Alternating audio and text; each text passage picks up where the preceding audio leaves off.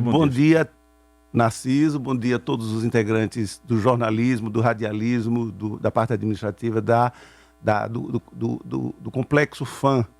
É uma alegria estar aqui a primeira vez e fico feliz porque é uma rádio bonita, uma rádio com bons estúdios. Isso é sempre bom porque o rádio precisa alcançar a sofisticação que as comunicações vêm alcançando no mundo inteiro. Então isso é muito importante que as rádios também sigam esse padrão de qualidade que a tecnologia vai nos permitindo. Nossa entrevista está sendo transmitida ao vivo também pelo Instagram, @portalfanfm. Você que está nos escutando aí, pode acompanhar e ver os bastidores aqui, a presença de Carlos Cauê nos estúdios. Cauê, quantos anos dedicados aí à comunicação e ao marketing? Olha, eu iniciei meus trabalhos no marketing político, na verdade, ainda nem como marketing político. Nós éramos, em 1988, eu era do PCdoB, era da universidade, eu, Edivaldo e um conjunto de pessoas, e Edivaldo foi candidato a vereador. E não tinha quem fizesse a campanha de Edivaldo. Então, naquela época, o candidato Wellington Paixão era candidato, né, no lado de Jackson Barreto, chamava-se A Resposta de Aracaju, e era a resposta à intervenção que Jackson tinha sofrido na prefeitura em 86, 87, por aí, 87. E aí Edivaldo era candidato a vereador eu fui fazer a campanha de Edivaldo. Eu nunca tinha feito nada, mas comecei a fazer, tinha boas ideias, sempre tive muita facilidade de comunicação e gostava muito de comunicação. Então começamos a fazer a campanha de Edivaldo. Rapidamente, o Wellington Paixão me chamou também para integrar, digamos assim, a equipe mais ampla que fazia a campanha dele. A campanha foi feita na nossa agência, com Jorge Valporto. E eu comecei a participar, então, das conversas e do núcleo que dirigia, do ponto de vista da comunicação, a campanha de Wellington Paixão. Ia gravar com ele no estúdio, enfim. E Paixão é uma pessoa também muito afável. Então, desenvolvemos também, a partir dali, uma amizade. E foi uma campanha muito bacana, porque ali eu também aprendi... Foi o aprendizado. Né? Foi o aprendizado, E fizemos uma campanha vitoriosa de Edivaldo. Né? Uma campanha eu saía para gravar, saía para dirigir, saía para fazer os textos, ou seja, a gente fazia tudo. E era muito bacana isso, porque foi uma experiência muito inovadora na minha vida e foi ali que começou. Então, de 88 para cá, eu tenho participado de todas as campanhas eleitorais em Sergipe. Meu caro Cauê, eu soube de uma fonte que essa história de trabalhar com marketing não veio de 88. Teve na universidade alguns fatos que você construiu em campanhas do DCE também. Na verdade, aí é a militância política mesmo. Eu entrei na universidade em 1980 para fazer engenharia química e lá me encontrei com um conjunto de pessoas, inclusive Edivaldo, que fazia medicina na época, e nós nos aglutinamos em torno de uma corrente estudantil chamada Viração, que era uma corrente na qual os militantes e simpatizantes do PCdoB na universidade se organizavam. E ganhamos as eleições em 82 para o DCE. Álvaro foi o primeiro presidente da Viração. Fizemos a segunda campanha com Edivaldo, que foi o segundo presidente da Viração, e eu fui o terceiro presidente da Viração. Então fizemos 3, depois eu ainda fiz o sucessor, que foi Eduardo Barros. Foi a pessoa que me sucedeu, era um estudante de física. E nesse interim a gente reconstruiu os centros acadêmicos também, que eles tinham sido destroçados pelo período ainda da ditadura militar. Então nós reconstruímos diversos centros acadêmicos, inclusive o do meu curso de engenharia química, o CALEC, do qual eu fui o primeiro presidente. Nessas campanhas lá do DCE, eu soube que você criava personagens, criava roteiros para já fazendo uma espécie de treinamento do marketing. De uma certa forma, sim, Narciso. Eu acho que terminou funcionando assim. Porque a gente sempre procurava fazer campanhas criativas, campanhas que fugissem da mesmice, digamos assim, que o movimento estudantil estava vivendo, o que tinha vivido até então. Nós chegamos a fazer belas campanhas, jornadas muito bonitas. Sempre ganhamos as eleições do DCE com uma folga muito grande. As eleições que eu ganhei, particularmente, a chapa chamava-se Novo Tempo. Nós, inclusive, usávamos a música de Ivan Lins, Novo Tempo, como sendo, digamos assim, o mote, né? a declaração programática da chapa. A nossa luta ainda era contra a ditadura, efetivamente. Foi idos de 83, 84, 84, 85, ou seja, estávamos ali efetivamente no fim mesmo da ditadura militar. mas ainda precisava tirar o resquício autoritário do país, ainda precisava lutar por uma Constituição, uma Constituinte democrática, ainda precisava, enfim, ter um conjunto de mudanças que o país precisava. E a nossa luta era sempre assim, era sempre buscando uma criatividade, buscando renovar, porque a política não precisa ser chata. A política pode ser algo, aliás, a política é algo vivo, né? Às vezes os políticos tornam ela chata, mas a política em si não é chata, né? Então nós procurávamos fazer, desde o movimento estudantil, esse tipo de ação. Tem uma campanha em 88 para uma campanha em 2020. Como é que você faz um paralelo aí desse início e desse momento atual? Então, eu acho que uma das vertentes fundamentais de transformação foi a sofisticação, eu diria, tecnológica e da própria comunicação. Se a gente olhar o que era a comunicação em 88 e a gente olhar o que é a comunicação agora em 2020, a gente vê o lapso de tempo e o abismo de transformações que isso provocou, né? Não só com a chegada da internet, que eu acho que a internet aí talvez seja o fenômeno mais revolucionário que aconteceu na comunicação, mas a própria sofisticação tecnológica. Eu lembro que em 88 o câmera saía com uma mala do lado, que era como chama-se? Era o propulsor da câmera, digamos assim, e tinha que ter alguém para apertar botão, para essa coisa toda. Hoje você não tem nada disso, hoje você pode fazer uma campanha até com o celular. Então, o nível de transformação tecnológico foi muito grande. Mas acredito também que houve uma mudança considerável na consciência das pessoas. Porque o país de 88 não é o país de 2020. Né? O país de 88 era um país que estava caminhando ainda, não se tinha tido a primeira eleição para presidente, para você ter ideia. Os brasileiros não tinham voltado a votar para presidente em 88. Né? Nós fizemos isso em 89.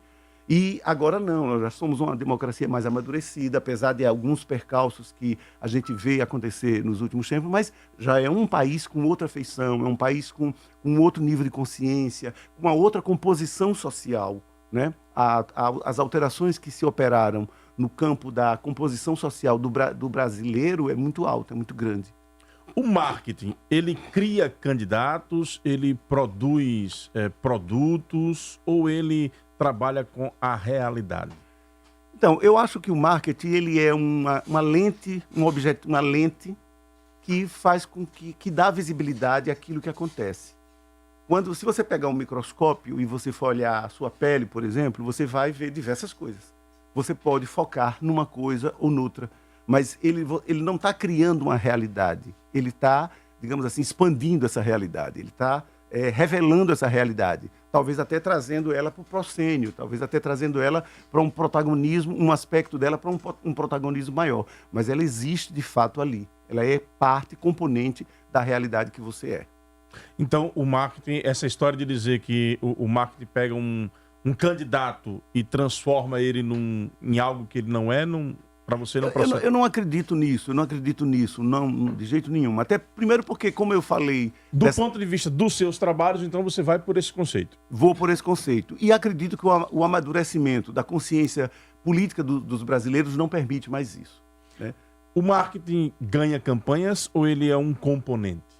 Como é que Cauê se sente? O responsável por essas vitórias todas? Não, eu confesso que classifico algumas vitórias, algumas campanhas, como aonde o papel do marketing teve uma relevância maior. Então, eu acho que o que acontece é isso. O marketing não ganha campanha, agora ele pode ter maior ou menor relevância dentro de uma certa conjuntura. Se você me perguntar qual é o papel do marketing nessa campanha agora, eu direi que ele é quase que mínimo, né? Porque o nosso trabalho foi o trabalho de revelar o trabalho que Edivaldo fez. O que é que nós fizemos durante a campanha toda? Mostramos o que Edivaldo fez, olha, está aqui. E era uma coisa que, primeiro, a cidade já sabia, a cidade já conhecia. Nós não estávamos inventando a roda nem artificializando, que eu acho que... E aí sim, você pode talvez até inferir sobre... E o erro do outro? O erro do outro é tentar negar a realidade. Quando nós começamos a colocar os nossos produtos de comunicação no ar, as pessoas se viram representadas nesses produtos, porque esses produtos efetivamente estavam acontecendo. Estava na porta da casa, estava na escola do menino, estava na creche, estava no centro de saúde, estava na relação do cidadão com a prefeitura de Aracaju. Ou seja, nós não estávamos mentindo, nós não estávamos fazendo obras eleitoreiras, como muita gente quis passar que era o que fazíamos. Não. As pessoas estavam vendo. A gente ia para as ruas colher depoimento das pessoas e era impressionante o nível de verdade com que essas pessoas se referiam ao trabalho da Prefeitura de Aracaju. E a espontaneidade com que elas vinham, inclusive, falar desse trabalho, como elas vinham testemunhar esse trabalho, faziam questão de dar esse testemunho. É impressionante. As pessoas... não dá para subestimar o povo. Não dá para subestimar o povo. Quem entra nessa seara de subestimação do povo, eu acho que se dá muito mal. Em quaisquer aspecto, tanto do ponto de vista da sua consciência política, quanto do ponto de vista da sua percepção do dia a dia. Né? Não se artificializa, benefícios. Né? Talvez no amor, numa relação amorosa, porque aí tem outros componentes envolvidos, você possa enganar alguém, uma coisa assim. Mas numa relação de cidadania, é difícil. Meu caro Cauê, em algumas campanhas você saiu com alguns rótulos. Marketing da mentira, marketing do mal. Como é que você vê esse tipo de crítica feita sempre pelos candidatos derrotados daqueles com quem você trabalhou? É chororô de derrotado mesmo. São as pessoas que não conseguem alcançar em si as deficiências que fizeram com que elas perdessem e aí tentam terceirizar a derrota. É uma tentativa de terceirizar a derrota, ou seja, é o cara que, quando o time perde, ele xinga o juiz. Ele diz, não, foi o juiz que foi o culpado. Ou seja, ele não viu que o time dele perdeu o gol, ele não viu que o time dele tinha uma tática ruim, ele não viu que o time dele tinha péssimos jogadores, ele não viu que o outro time era superior. A culpa toda foi do juiz, ou seja, é quando a gente não consegue encarar os nossos próprios defeitos, os nossos próprios erros, e a gente precisa então credenciá-los a alguém, a uma terceira pessoa, que é como um certo conforto. Ao invés de mergulhar efetivamente e buscar as razões na política, na estratégia de marketing ou na estratégia de vida, enfim, para localizar, identificar os problemas e corrigir os problemas, corrigir os erros, não, a gente prefere tapar o sol com a peneira e terceirizar a responsabilidade. É isso que acontece, infelizmente. Essa do marketing do mal ficou muito forte em 2016. O senador Valadares Filho trouxeram isso à tona. Ao longo da história, Cauê tem algum conflito, alguma relação com os Valadares ou foi pontual ali? Não, eu acho que o senador ficou muito tocado pela derrota do filho em 2016, o que não é nada estranho. É um pai... acredito que dedicado, que ama o filho, que viu que o filho perdeu as eleições, né? E naquela circunstância, eu acho que eles deixaram de analisar um fator que foi fundamental. A disputa estava muito equilibrada. Edivaldo ganhou o primeiro turno em 2016 por pouco mais de 1.000 votos, quase 1.000 votos, uma coisa assim. Ou seja, a disputa estava muito equilibrada. Fomos para o segundo turno, né? O que é que Edivaldo tinha? Tinha a lembrança do que tinha sido feito há 4 anos atrás apenas. E Valadares tinha o ímpeto de um candidato jovem que se colocava como uma mudança, né? Se colocava, inclusive, um pouco como Deda se colocou em 2006, em 2000, né? Ele, inclusive, assumiu uma postura pessoal, assim, meio parecida com Deda e tudo, e vinha com uma pregação de mudança muito forte. De transformação, de nova política, de tudo, essa coisa toda. Aí vem o episódio de Dona Maria no Yacht Club para receber o prefeito da Bahia, Neto, ACM Neto, né? E Valadares, ao invés de assumir que o DEM vinha ali apoiar, com todas as letras, dizer, olha, não, Dona Maria veio hipotecar a presença e tudo mais, não tem problema, ela vai, a gente não pode rejeitar apoios no segundo turno, tudo bem. Agora, ela, eu sou eu e o meu programa de mudança continua o mesmo. Ao invés de ter uma postura transparente em relação à presença da senadora ali, ele escondeu. Aquele foi o fato divisor de águas. Eu acredito que sim. Quando ele escondeu, ele negou tudo que ele tinha dito até então. Ah, então você não é o cara da mudança. Ah, então você é o cara da velha política. Ah, então você é o candidato de João. Pronto. Eu acho que foi isso que aconteceu. Se eles tivessem sabido lidar com aquele episódio de forma mais transparente, como Edivaldo fez agora em 2020. Muita gente criticou, disse, não, porque Edivaldo teve o apoio pelo menos oficial, de Georlise, de vários candidatos, teve os apoios críticos que as pessoas deram a ele, tudo assim, mas foi buscar o apoio das pessoas. E o que é que tem você ir buscar o apoio de pessoas no segundo turno? Eu acho que é o processo natural. Porque ali no segundo turno o que conta mesmo são os votos. Agora, significa que você vai abandonar o seu programa por conta desses apoios? Não. Significa que a presença dessas pessoas vão interferir no seu programa, vão transformar quem você é? Não.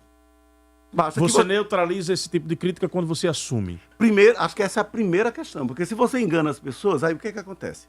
Um povo decepcionado já fez coisas terríveis nesse país. Um povo decepcionado já fez coisas terríveis nesse país. Nós estamos vivendo, inclusive, ainda as consequências disso.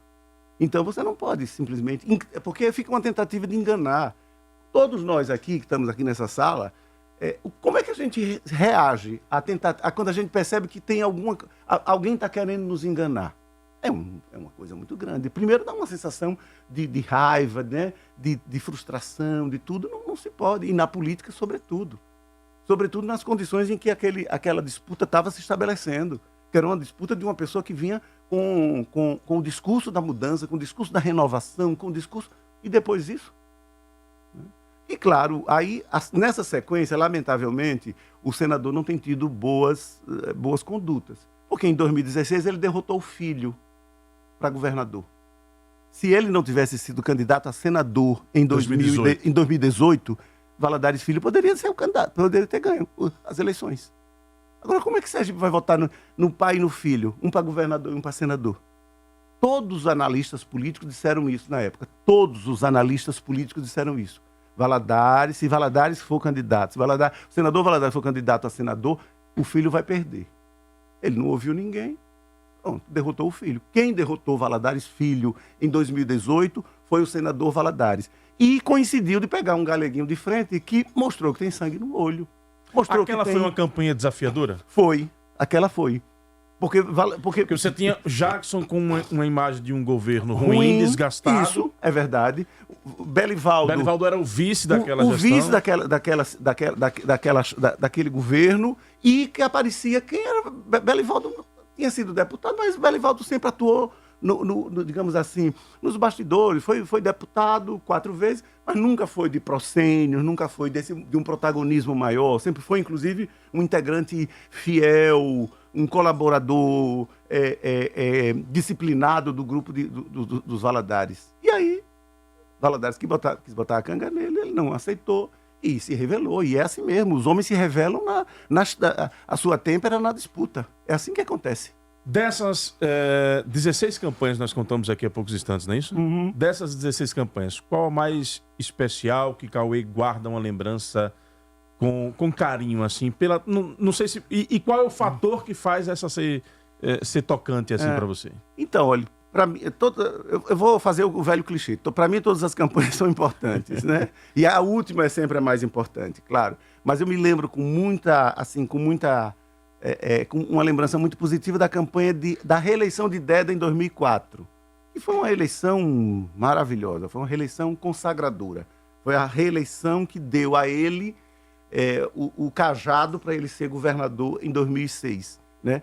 A campanha de 2006 foi uma campanha de medida milímetro a milímetro, dia a dia. Quando o doutor João entrou no Rio São Francisco e disse que o Rio São Francisco estava ameaçado de secar e que a transposição ia acabar com o Rio São Francisco, nós vimos o que isso provocou na sociedade. Nós vimos. O doutor João era uma força da natureza. Quando ele falava, as pessoas ouviam. Porque por trás dele estava um conjunto... Era um líder nato. Estava uma trajetória, né, muito grande. E doutor João estava no governo. Todo mundo dizia que doutor João não perdia eleição no governo. E perdeu para Marcelo Deda. E eu estava junto dele, de Deda, fazendo essa campanha. Essa campanha foi uma campanha memorável. E veja o significado dela. Foi a primeira campanha que o setor de esquerda, pelo menos de centro-esquerda ou de esquerda, ganhou as eleições em Sergipe depois de 64. E eu recordo que na posse ensaiou-se uma vaia, inclusive outras pessoas recordaram disso agora no falecimento do Dr. João, e Deda mandou a galera parar e disse, olha, só tem grandes vitórias quem tem grandes adversários. Que é isso mesmo, é isso mesmo. Mas é o tamanho do seu adversário, inclusive, que engrandece a sua vitória. Essa foi a frase, exatamente. Então, essa. é isso mesmo. Como é que se pode? Não, de jeito nenhum. E Deda não era um revanchista.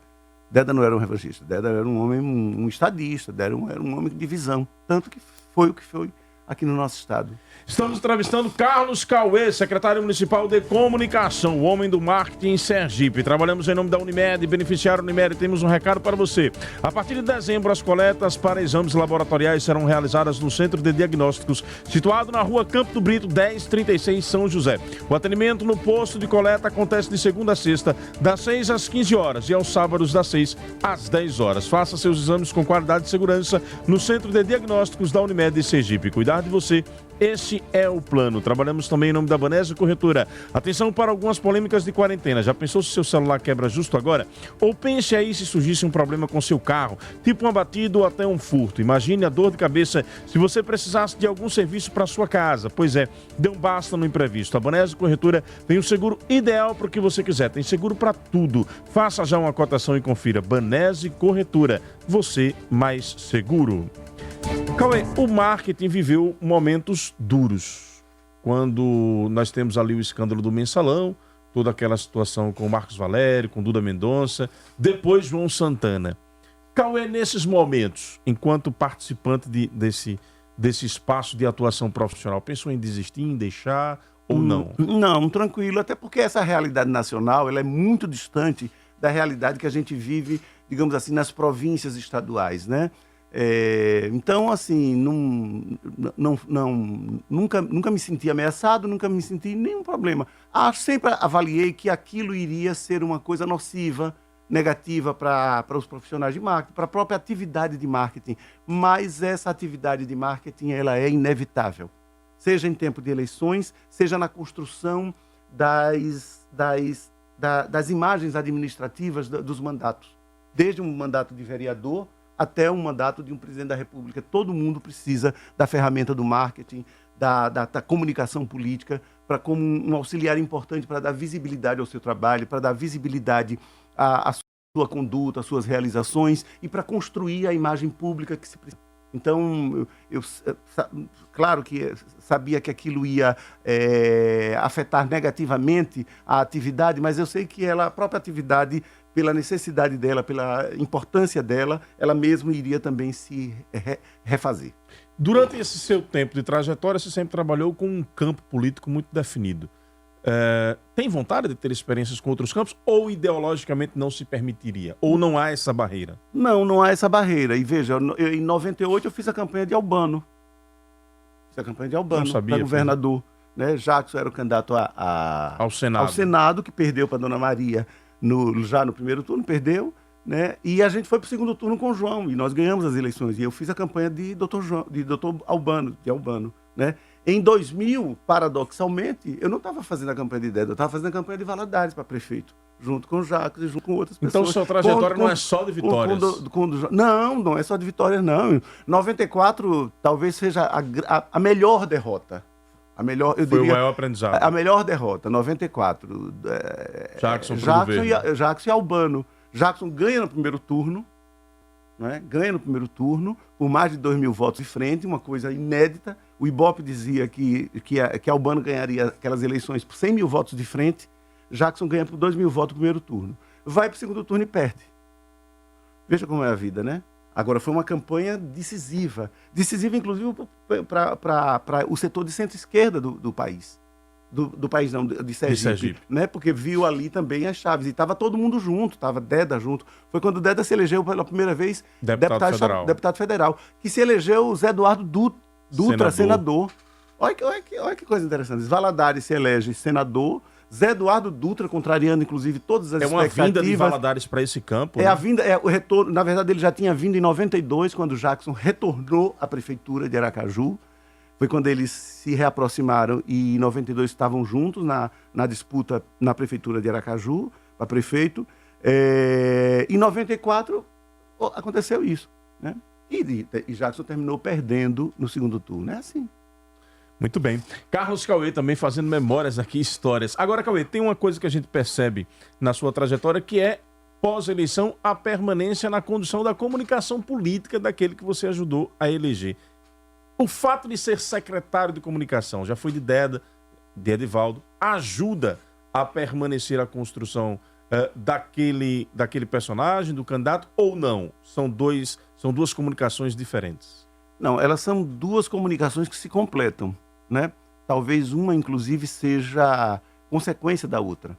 Porque não existe um personagem... embora sejam papéis diferentes durante a disputa, o prefeito é uma coisa e o candidato é outro, claro, mas eles são filhos de uma mesma realidade, né? Eu acabei de dizer aqui que o que nós fizemos na campanha de Edivaldo foi mostrar o excelente trabalho que ele tinha feito, né? Só que ele agora estava se apresentando como candidato. Aquilo que ele inclusive, evitou durante os 4 anos, e você de vez em quando me dizia, Cauê, manda o prefeito para cá para fazer uma entrevista, para a gente falar de política. Eu dizia, rapaz, ele não quer falar de política, ele só quer falar de política depois, ainda mais agora com a pandemia, não é bom essa coisa. Lembra que a gente, né? Sim, sim. E você... Insistentemente a gente tentando entrevistá-lo e ele não queria. Exatamente, porque o time dele era esse, ele disse, olha, eu só falo de política e só vou entrar na seara política depois de um certo tempo, porque senão eu contamino o meu governo, a minha administração com a política. E se eu contaminar agora, eu não tenho como mais voltar atrás. E eu acredito que ele fez certo. Aí quando chegou um determinado momento, ele foi para a seara política e foi fazer a sua peroração política para a sociedade, né? Já com, digamos assim, com o acervo, com o legado que tinha construído até então, o que foi uma coisa muito positiva.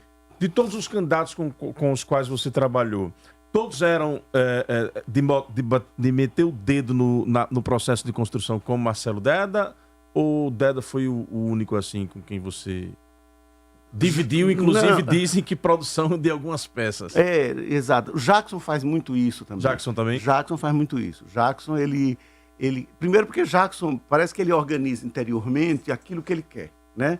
Se você deixar ele, inclusive, ele toma conta e vai dirigir no seu lugar. É isso mesmo, né? Então você precisa também botar uma certa barreira, porque ele, como ele é um ser político muito ativo, então ele muitas vezes ele assume o protagonismo de todos os processos, ou quer assumir o protagonismo de todos os processos. Então ele se mete, ele vê, ele olha, ele tem essa coisa. Claro, como ele não tem o ferramental da comunicação, claro que ele também respeita muito. E aí também depende, viu, Narciso, da maneira como você se coloca, né?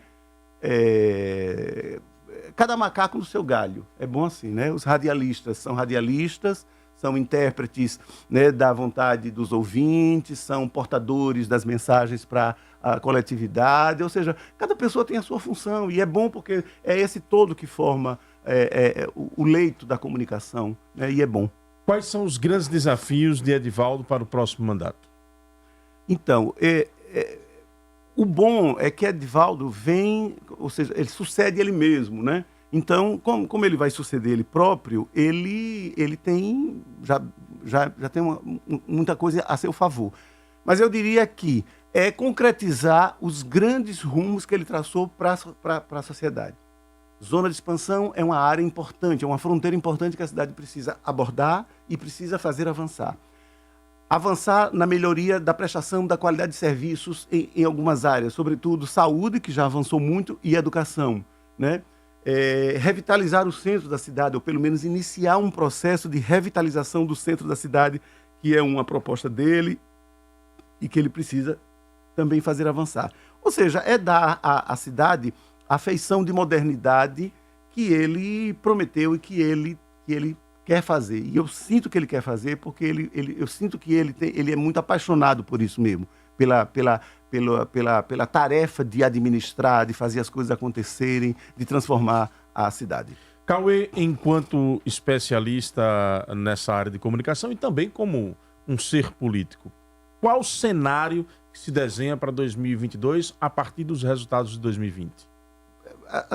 Cada eleição é uma, Narciso. Você já deve ter ouvido falar muito isso, já deve ter dito, inclusive, muito isso aqui no seu programa. Os cenários mudam, a política é muito dinâmica, né? É claro que o resultado municipal, ele deixa, digamos assim, referências interessantes. O que a gente viu é uma convergência para o centro, né? O bolsonarismo como corrente política e ideológica no país sofreu um revés. O setor que representava o seu antagonismo principal, que é o Partido dos Trabalhadores, também sofreu um revés, e parece que a sociedade começou a olhar mais para o centro, para um certo equilíbrio disso, né? Talvez seja esse o caminho que esteja se desenhando. Eu não posso fazer prognóstico sobre isso, nem também me referenciar em vitórias ou derrotas de cada um, porque os cenários mudam, às vezes, muito rapidamente, né? E a gente está atravessando ainda uma pandemia, ou seja, nós temos um fator exterior à vida das pessoas que pode influenciar, como inclusive já influenciou agora nessas eleições. Mas eu acho que o Brasil está se reolhando. O Brasil está se reolhando. Eu acho que o Brasil teve um soluço em 2018. Eu acho que o resultado eleitoral do Brasil em 2018 foi um soluço que o país teve, um susto que o país teve a partir da conjuntura que vivia naquele momento. Não acredito que isso perdure, não. Aliás, essas eleições já demonstraram que isso não perdurará. Aquele caminho que veio de 2018, de eleição das pessoas um pouco do campo da segurança pública, com esse perfil de polícia, isso não se consolida. Você viu que isso já não aconteceu mais, né? Mesmo o setor da direita, que ganhou uma força muito grande, essa direita que se diz ideológica e organizada no país, mesmo esse setor não chegou a produzir os efeitos ou os frutos que sonhava, né? É isso mesmo, é a velha e boa consciência da população brasileira, sabe? É o bom senso, vai e as coisas... Você tem marolas e depois você vai e se acalma, as coisas se acalmam e voltam para o leito natural das coisas. É isso que está acontecendo. Cauê, de 2000 até o presente momento, passando pela eleição estadual de 2016, as oposições no Sergipe meio que se desintegraram. E me parece que encontra-se em um momento sem liderança. Que recado a urna passa para esse agrupamento? Que talvez a população esteja contente com quem está gerindo os destinos do Estado e os destinos da Prefeitura. Me parece que essa é a primeira lição que qualquer pessoa... Simples assim. Simples assim. Ora essa. Se você é um radialista e eu sou um radialista adversário e eu faço força para desbancar você e tudo, e você não se desbanca da sua audiência, das suas coisas, significa o quê? Que as pessoas estão lhe ouvindo. Que as pessoas estão gostando do que está ouvindo de você. Então, me parece que essa é a primeira. Não dá para ficar inventando roda em coisas. A gente, às vezes, fica com teorias mirabolantes em determinadas coisas, mas não é não. Peraí, as pessoas têm o direito de gostar de situação, sim. E situação não significa conservadorismo, não. Situação, muitas vezes, significa revolução. O Partido dos Trabalhadores não fez 3 governos, 4 governos? E naquele momento, quando virou situação, passou a ser direita ou passou a ser conservador? Não. Só que o Brasil estava gostando. Até chegou o momento que não gostou mais e as condições políticas faltaram para a manutenção do poder. Na sua poética e bem construída entrevista com Josailton, no último domingo, você falou com muita tristeza do papel que o Partido dos Trabalhadores teve na campanha de 2020. Foi realmente dos adversários aquele que mais, digamos assim, criou uma chateação no profissional Carlos Cauê?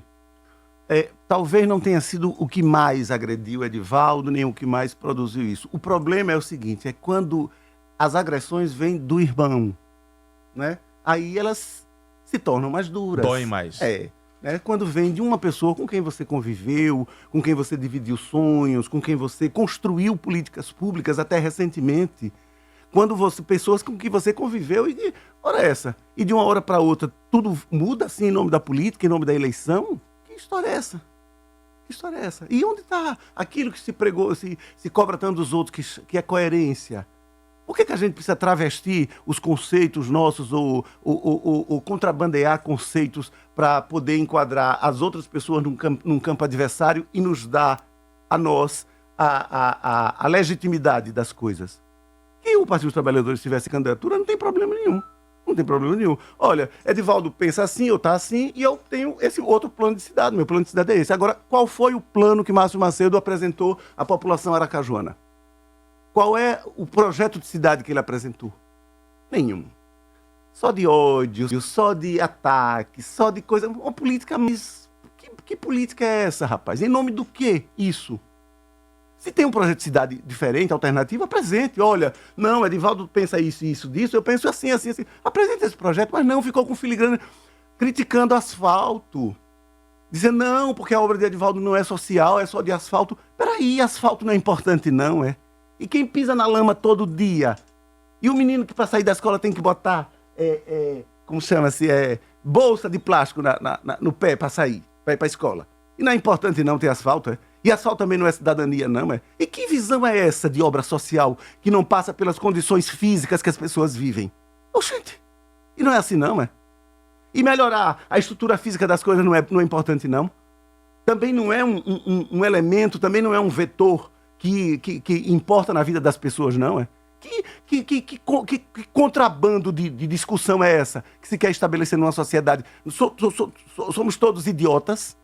Para não perceber que uma rua calçada é importante não, que uma rua asfaltada é importante não, que bairros inteiros asfaltados não é importante não. Por que a gente precisa contrabandear esse tipo de discussão para afirmar uma posição adversária? Afirme-se com os seus princípios. Os adversários pintaram Aracaju que não existe, é essa a opinião do Cauê? Mas não é não, assista os programas de Márcio Macedo, assista os programas de Daniel Garcia, do Rodrigo Valadares, parece uma Biafra dos anos 70. Parece que a cidade está mergulhada no caos. Parece que você abre a porta e o mundo está se acabando. E é isso que os aracajuanos veem? É claro que não. E é isso que os aracajuanos viam? Não. Tem problema a cidade? Tem. É claro que tem. Todas essas cidades têm problema. De Londres a Canidé de São Francisco. Tem problemas. Agora, você também não precisa... Você não precisa mascarar a realidade para poder ganhar eleições. Você não precisa fazer isso. Quem faz isso está em outro plano que não é o plano do bom senso, pelo menos. Dizem que quando a gente vê o adversário errado, a gente não dá pitaco na vida dele. Mas, Cauê, fazer até uma pergunta meia ousada. Se estivesse na oposição, que direção daria uma campanha aqui em Aracaju? Eu reconheceria que Edivaldo está fazendo um bom trabalho e diria agora, eu posso fazer melhor. Eu diria isso, Edivaldo faz um trabalho, é verdade. Agora eu posso fazer melhor. Eu diria isso. Olha, ele fez 4 corredores, eu vou fazer 8. Eu já teria feito 8. Ele fez... Eu não diria que o mundo está se acabando, porque o mundo não está se acabando. Ou se está se acabando, não é por causa da prefeitura que Edivaldo dirige, né? Então, as pessoas precisam ter bom senso. Em termos de condição de campanha, tem desejo de conduzir campanhas fora de Sergipe? Tenho. Se aparecer a chance, não tem problema nenhum. Demarcou o território em Sergipe, só ganha campanha aqui, Cauê? Não. E também não quero esse título, nunca quis esse título. Você rejeita esse tipo de... Rejeito porque senão eu tô praticando aquilo que eu não acredito, né? Eu não acredito na perpetuação das coisas ou das pessoas. Não. Os processos passam, as pessoas passam. O importante é, se você deixou nesse caminho legados importantes, ótimo, pronto, você já se perpetuou naquilo que fez e não naquilo que vai continuar fazendo ad infinito. O ad infinito não existe para ninguém, para o ser humano nenhum. Então, eu não vou aqui ficar... Não. É o perigo da soberba. Não, e outra coisa, de você cegar-se, né, diante de qualquer vaidade, qualquer coisa. Não, eu vou fazer campanha até quando for possível fazer campanha, até quando der. E colocar a minha experiência a favor disso. Não significa que vou ganhar sempre campanhas, não significa que vou perder, não, significa que vou participar. O que eu digo, Narciso, a todos os candidatos que eu vou trabalhar é o seguinte, olha, eu não posso lhe prometer vitória. E disse isso à minha equipe. Eu chamei eles e disse assim, olha, nós não podemos prometer vitória a candidato nenhum. A única coisa que a gente pode prometer a um candidato é que nós vamos fazer o melhor que pudermos. Nós vamos fazer o melhor trabalho que pudermos, nós vamos fazer. Pronto. Se nós conseguirmos entregar isso, já cumprimos a nossa parte.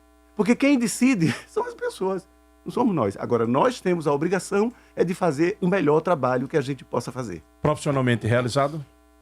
Me sinto uma pessoa realizada, me sinto uma pessoa feliz com o tempo, com a vida, com as coisas todas. Luciano Bispo me deu uma alegria, diz na segunda-feira vai me entregar um título de cidadão sergipano. Ia chegar nisso agora. Pois é. Infelizmente não vai ser uma cerimônia com muita gente, nem nada, vai ser no próprio gabinete dele, por conta das questões pandêmicas, ou seja, é um reconhecimento também que o Estado ao qual eu abracei faz a mim, também por conta dessa trajetória, também por conta desse trabalho. Parabéns. Seja muito bem-vindo sempre que puder aqui aos estúdios da Fã FM para continuarmos esse papo. Foi um papo muito bom. Maravilha, também foi muito bom estar aqui com vocês e conversar sobre isso, porque a gente também tem pouca chance de conversar sobre esses aspectos. Você é um secretário que não gosta muito de entrevistas, gosta mais de tocar o seu trabalho com muita, muita técnica. É verdade. Dando a outros esse papel de... É verdade. Então, Elton Coelho, que está aqui nos olhando com os olhos de lince.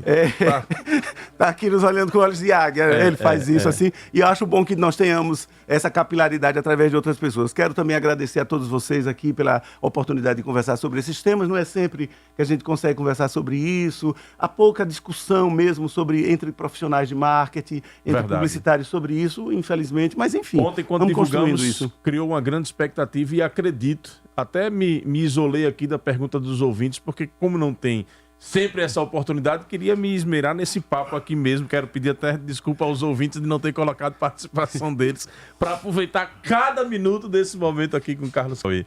Cauê, muito obrigado e até a próxima. Falou, valeu, gente.